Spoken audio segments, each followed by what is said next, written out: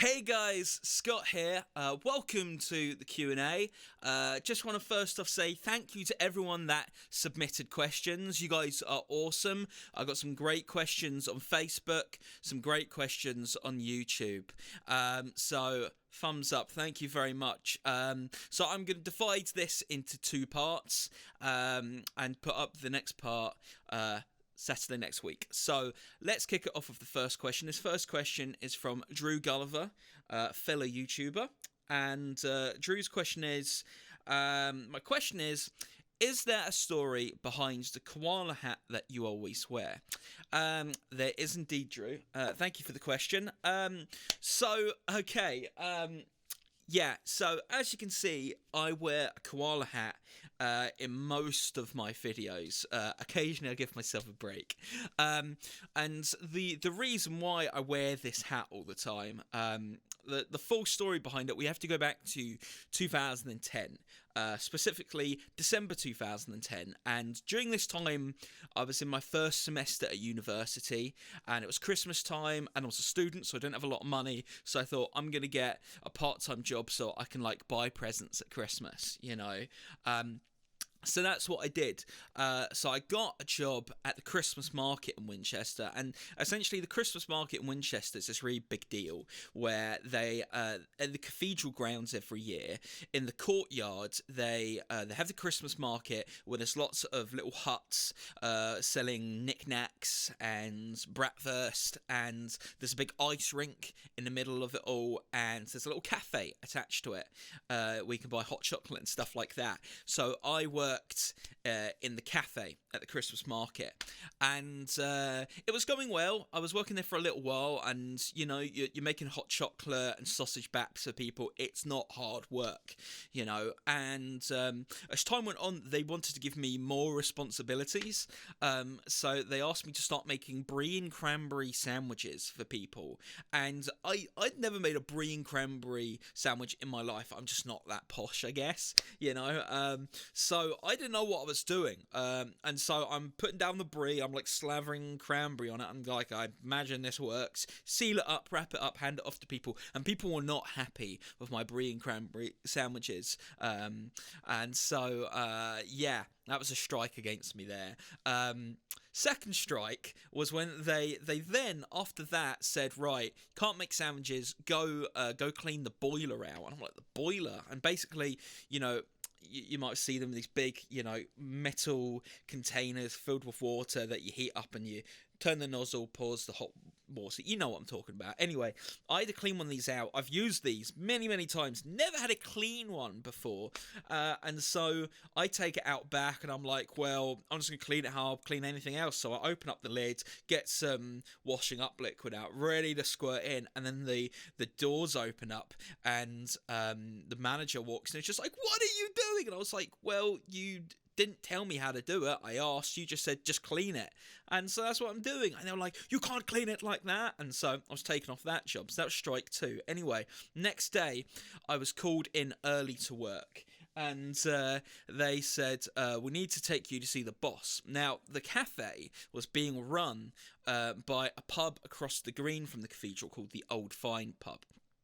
And yeah, so I get escorted over there by the staff, and taken into the pub, and they're like, the boss is downstairs. So we go down the stone steps into the basement, and like everywhere in Winchester has a basement. It's really strange, I don't know why, but there you go. So they take us down into the basement, down the stone steps, and as I'm going down the steps, I notice the boss, who I've only met once before, and he's this massive, huge, fat Italian guy, bald head, and he sat on this very, very little stool, which I found amusing. And he's just there sharpening knives, and I'm freaking out because, like, these people haven't been particularly hospitable to me up to this point. And I'm like, oh dear, I'm about to get whacked. What's about to happen?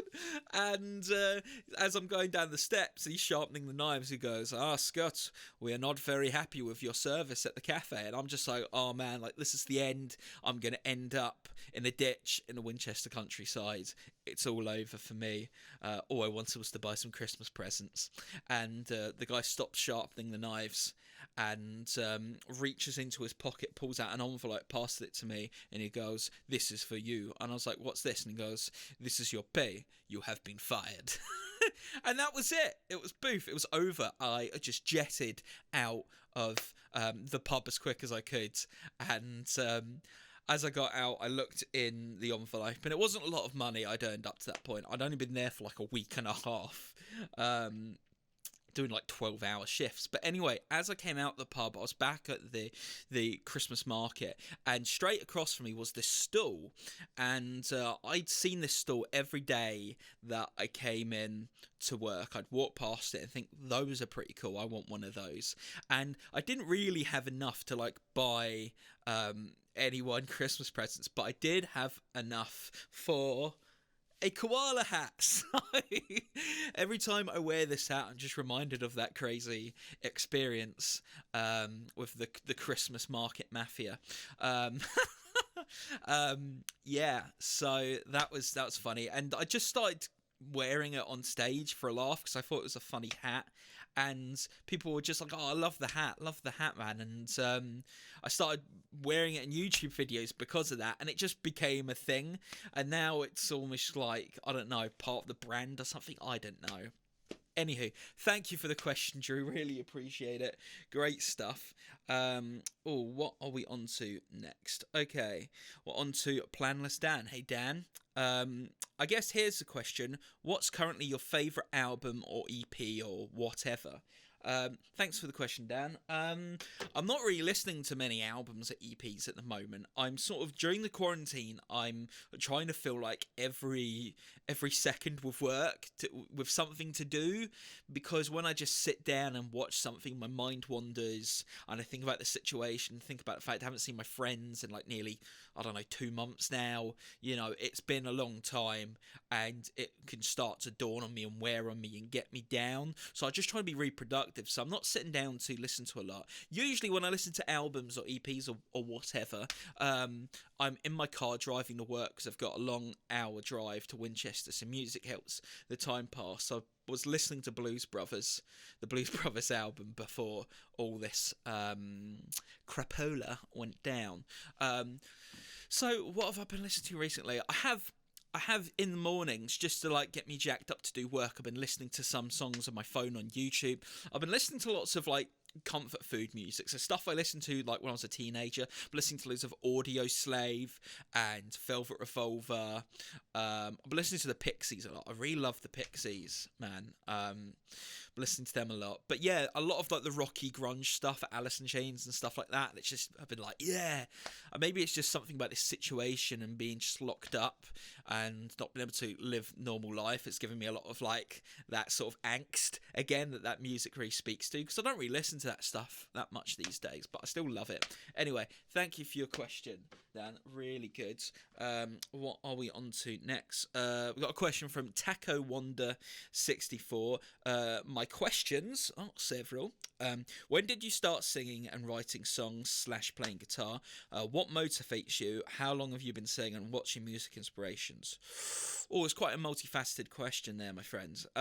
Right, so when did I start writing songs? So when I was 9 years old, I saw the film Bohemian Rhapsody. My parents had just split up, and it was a really kind of weird time. And I watched Bohemian Rhapsody with my mum, and there's the scene early on, if you've seen the film you know it, where Mike Myers' character Wayne and his friends, they're in a car, they're driving to the donut shop, and he puts on a tape of Bohemian Rhapsody, and they start singing along, and my 9-year-old brain, hearing Bohemian Rhapsody for the first time, just exploded, and I was just like, whoa, like, that's cool. And like, I came from a musical family. My granddad was a jazz musician. He toured around. He played the clarinet and several other instruments. You know, he did his time there. And my uncle, he was a drummer. He played Glastonbury. He did loads of stuff.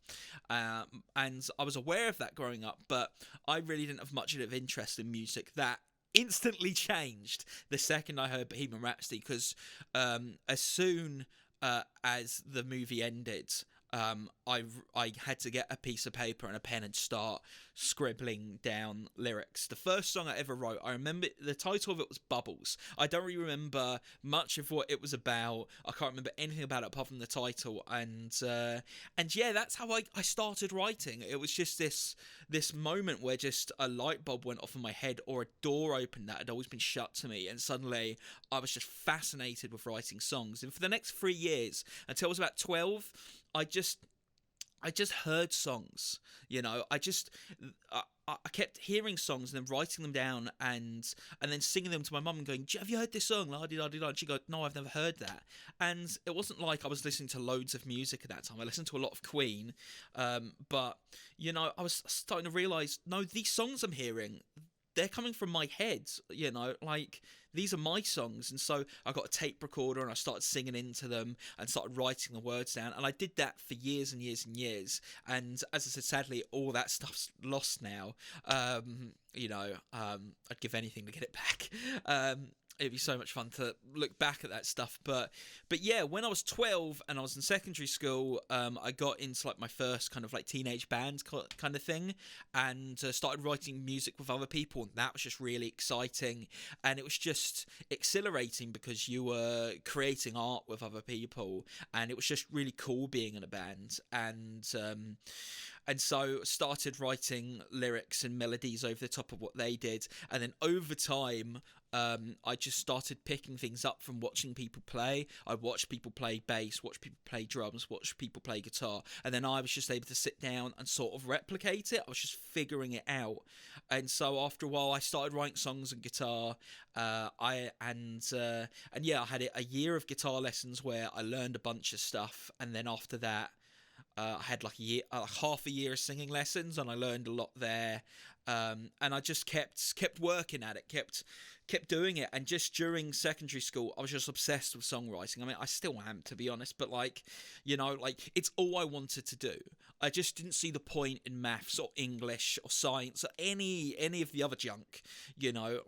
All my notebooks for these classes were filled with song lyrics, and they were constantly getting confiscated. I was constantly getting detention because I just wasn't doing the work. And my parents got called into the school, so they were just like, he does nothing but write songs. There's something wrong with him. And my dad tried to get me to focus more on schoolwork, but my mum got it more that this was something, this was me, music was me, and she just kept encouraging it, and does to this day. So thanks, Mum. So that's kind of how I got started. I just kept going. I kept writing songs, and I think with each song I wrote, I got better. I hope I got better. Anyway, what's your music inspirations? I love Arctic Monkeys. I love Stone Roses. Love Ian Dury and the Blockheads. I love the Clash. I love the Strokes. I love the whole early indie era of the noughties. That whole stuff. Franz Ferdinand, Razorlight, yada yada. As I said, love Stone Roses. Going back, I love the punk era of the 70s with the Clash and the Buzzcocks and the Sex Pistols and the Ramones. And I love the 60s psychedelic rock era of the Doors. I just absolutely adore the Doors. I'm constantly going back and forth in my mind whether I prefer Arctic Monkeys to the Doors, but controversial opinion, I think Alex Turner is a better lyricist than Jim Morrison, simply because it's kind of an evolution of what he was doing. But don't hate me down in the comments. Anyway, thank you, my friend, for asking that question. That was really good. What have we got next? Let's take a look. Oh, we've got one from Daniel Kelly, folk music. Hey, Dan, how you doing? What was your weirdest interaction with a fan at a live gig? Now, I'm not sure I can think of a weird interaction, but I just want to address the fact that I have fans, which I still find weird. The first time I remember making proper actual fans, as in they're fans first, not friends first, or family first that become fans. They are friends now, and they are family to me now, but they came in as fans of my music first. Anyway, point is, back in 2014, I was playing a gig in Fleet, and a place called Propaganda, and I met a couple there, it's Katie and Scatty. Yeah. And they really loved my music, and they started just following me around and popping up to my gigs all over the shop. Like, they show up in Southampton and Winchester. They showed up to shows in London and Salisbury, further afield. Scatty even showed up at a show I played in Leeds while he was working up there. Like, that was commitment. They just really, really loved the music I was putting out, and they just kept popping up, and it just amazed me and really kept me going during those times, where, you can start to doubt yourself and think, why am I doing this, and then over time, it made more awesome fans. George, Ellis, and the whole Southampton crew, I love you guys. Cynthia and Sandra and the whole Basingstoke crew, you guys are amazing. Everyone in Essex and all over the shop that I'm forgetting, I'm so sorry, but I love you all dearly. Salisbury crew as well. Anyway, yes, so it's so awesome actually having people who are fans of the music and want to come along, not just to support me as a person, but they come along because they like the tunes. Like, that's just amazing. So I'm not sure I've had a weird interaction, but to me, I guess it's still weird that I genuinely have fans. So thank you for the question, Daniel. I love that. Let's see who is next. We got a question from Billy. Hey Billy, how you doing? Billy's a good friend of mine. Top 3 guitar solos. This is tricky. I'm not a big solo guy. Like, I love guitar solos. I'm not very good at playing them. Growing up, being in, bands as a teenager, all my mates were really interested in getting better at playing lead guitar. I was more interested in writing songs, which made for a good dynamic in a band because there wasn't a lot of competition there. Whenever it got to a point where you'd feel there needs to be a solo here, I'd go, you do that bit and I'll do the singing rhythm guitar bit. Big guitar solos where they're like crazy, like not Joe Satriani, maybe Joe Satriani, that sort of thing, or like the Dragon Force end of things, where it's just, for use of a better phrase, dick wagging, showing off what you can do. I don't like that.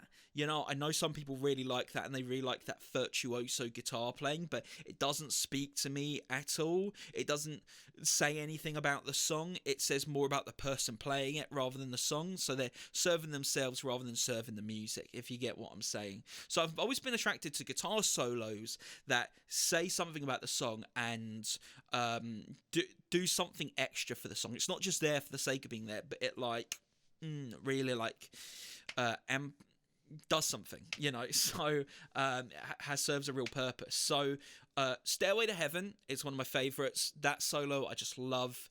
Obviously I love the lead guitar work that Brian May does in that song. He's just constantly noodling in that song. It's great, all the climbs and the things he does, and how he overdubs his solo with the same thing but in a different octave, and creates this really just awesome sound. I love that. I do that a lot.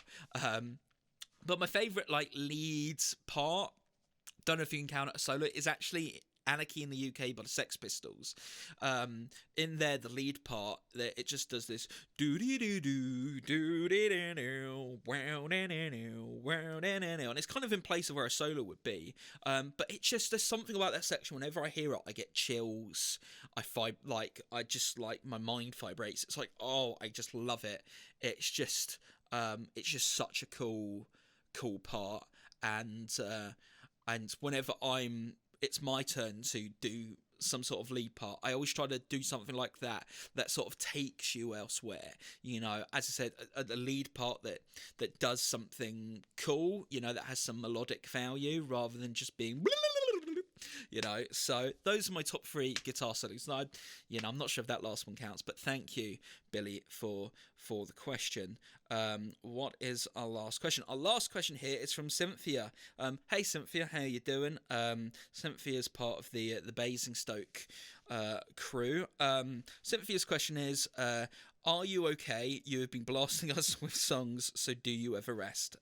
This could be my last question, by the way, of this part. So at the moment, as I mentioned earlier, because of quarantine, I'm like going like full time into doing YouTube stuff and recording stuff and writing songs. I'm just spending like every moment I can doing it, apart from the odd break where I like play Skyrim or watch Netflix, you know. But yeah, I'm just filling all my time with it at the moment because it just does my head in, not being able to like see my friends and like do stuff. I need like variety in my life. You know, I need to be able to do other stuff, even though I usually do a lot of music. Right now, I'm just doing lots of it. So I am resting. Like as I said, I'm watching stuff. I'm reading stuff. I'm doing all sorts of stuff there. But I don't do as much of that as I do the productive stuff, because for me, I'm a doer. Like, I just got to be doing stuff. I've got ambitions and dreams and musical goals, and sitting around watching Netflix for a day means it was a day I didn't work on my goals. I didn't work on improving the quality of my YouTube videos, for example. Now I got this new camera set up, you know, and it's a day I didn't work on writing songs. You know, it just feels pointless. I just have this thing in me that I've always had since I was very little, where I just need to create stuff. I just need to make stuff all the time, you know. And if I'm not out performing, I'm probably creating. So I do rest, but to me, working kind of is my rest, if that makes sense, Cynthia. It's I feel better when I'm doing stuff than when I'm not, you know. And maybe that's like Simon Pegg's character in Hot Fuzz, where they're just like, you just can't shut off. I'm a bit like that. I have to admit, I struggle to relax. I struggle to just sit back and take a break, and I have to force myself to take breaks. I have to force myself to go sit down, shut up, don't do anything for half a day today because you wrote 5 songs yesterday and you just need to absorb some life and some culture and some art rather than trying to create it and put it out there. So you know, and I kind of like how I am, so I'm just gonna keep pushing into it. And yeah, hopefully by the end of this quarantine I'll have accomplished a lot creatively and with the studio, and I'll feel rested because of that in a weird way. Thank you for the question, Cynthia. Thank you everyone for your questions. I've got plenty more to answer in next week's Q&A, so please tune in for that. Again, thank you for the questions. Thank you for watching. If you're not already, please like and subscribe to the channel. We're heading towards 1,000 subscribers. So please help us get there. Thank you very much for watching. Stay awesome. Stay safe. See you next time. Peace.